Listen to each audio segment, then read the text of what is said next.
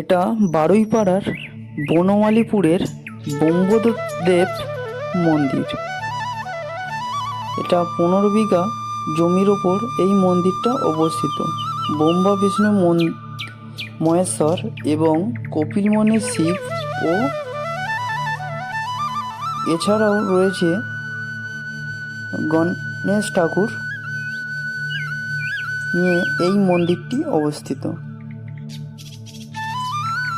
প্রতি বৃহস্পতিবার ভোগ বিতরণ ও পুজো এখানে হয়।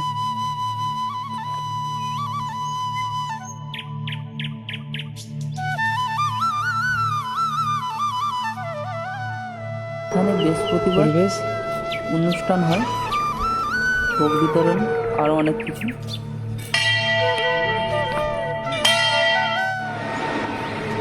এই হচ্ছে ব্রহ্মদেব, যা পুরোটাই শ্বেত পাথরে তৈরি।